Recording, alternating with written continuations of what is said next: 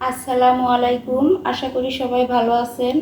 আজকে আমি আপনাদের সামনে নিয়ে আসলাম ঢেঁড়স আলু দিয়ে রুই মাছের ঝোল।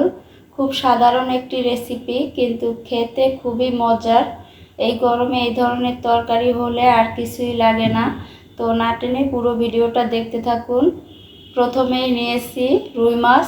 এই যে মাছগুলো আমি কেটে ধুয়ে পরিষ্কার করে নিয়েছি। এখন দিয়ে দিলাম স্বাদমতো লবণ আর দিয়ে দিলাম হলুদের গুঁড়া। মাছটা আমি ভেজে তারপর রান্না করব। খুব ভালোভাবে মেখে নিচ্ছি। এই যে খুব ভালোভাবে মেখে নিয়েছি। এখন চুলায় একটা কড়াই বসিয়ে এই যে পরিমাণ মতো সয়াবিন তেল দিয়ে দিলাম। তেলটা গরম হয়ে গেছে। এক এক করে মাছগুলো দিয়ে দিলাম। মাছগুলো আমি একটু হালকা করে ভেজে তারপরে রান্না করব। মাছগুলো ভাজা হয়ে গেছে একটা সাইড, এখন উল্টে দিচ্ছি। উল্টে পাল্টে হালকা করে মাছগুলো ভেজে নিয়েছি। এখন এক এক করে তুলে নিচ্ছি। একই তেলে দিয়ে দিলাম কেটে রাখা ভেন্ডি। ভেন্ডিগুলো নেড়ে চেড়ে ভেজে নেব। ভেন্ডি বা ঢেঁড়স যেটাই বলেন। দিয়ে দিলাম স্বাদ মতো লবণ আর সামান্য একটু হলুদের গুঁড়া। নেড়ে চেড়ে ভেন্ডিগুলো ভেজে নেব। এই যে ভালোভাবে ভেজে নিয়েছি। এখন ভেন্ডিগুলো তুলে নিচ্ছি। এইভাবে ভেজে রান্না করলে দেখবেন খেতে বেশি ভালো লাগে।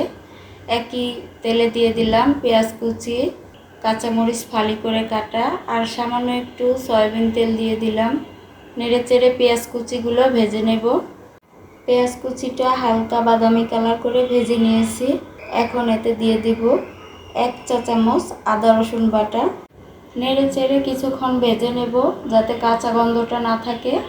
এই যে ভাজা হয়ে গেছে। এখন দিয়ে দিলাম অল্প পরিমাণে একটু পানি।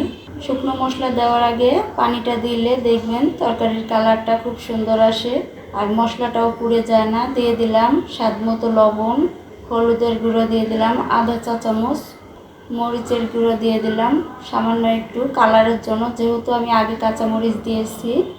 দিয়ে দিলাম ধনিয়ার গুঁড়া 1 চা চামচ। নেড়ে চেড়ে মশলাগুলো খুব ভালোভাবে কষিয়ে নেব। এই যে নেড়ে চেড়ে কিছুক্ষণ মশলাটা খুব ভালোভাবে কষিয়ে নিয়েছি। এখন দিয়ে দিলাম কেটে রাখা আলু।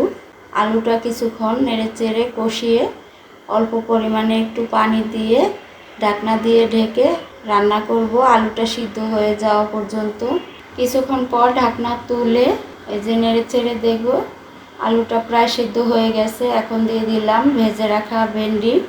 নেড়ে চেড়ে কিছুক্ষণ কষিয়ে, ভেন্ডিটা যেহেতু আগে থেকে ভেজে নিয়েছি ওটা আগে থেকেই সিদ্ধ হয়ে গেছে। এখন আর অতিরিক্ত রান্না করার কোনো দরকার নেই। এখন দিয়ে দিলাম ঝোলের পানি। নেড়ে চেড়ে মিশিয়ে ঝোলটা বলক চলে এসেছে। দিয়ে দিলাম ভেজে রাখা মাছ।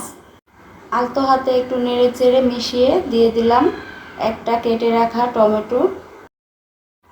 অল্প কিছুক্ষণ জাল করে এখন দিয়ে দিলাম ভাজা জিরার গুঁড়ো উপর থেকে। আলতো হাতে একটু নেড়ে চেড়ে মিশিয়ে নিচ্ছি। এখন একটা ঢাকনা দিয়ে ঢেকে 1 মিনিটের জন্য রান্না করে নেব।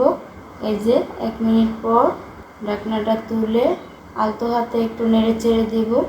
এই যে হয়ে গেল খুবই মজার ঢেঁড়স আলু দিয়ে রুই মাছের ঝোল। তরকারিটা কিন্তু খেতে খুবই ভালো লাগে। এই গরমে এরকম হালকা পাতলা তরকারি শরীরের জন্য অনেক উপকারী। তো রেসিপিটা ভালো লেগে থাকলে বাসায় ট্রাই করে দেখবেন। আরও মজার মজার রেসিপি পেতে আমার চ্যানেলটি লাইক, কমেন্ট, শেয়ার এবং সাবস্ক্রাইব করে আমার পাশে থাকবেন। সবাই ভালো থাকবেন, সুস্থ থাকবেন।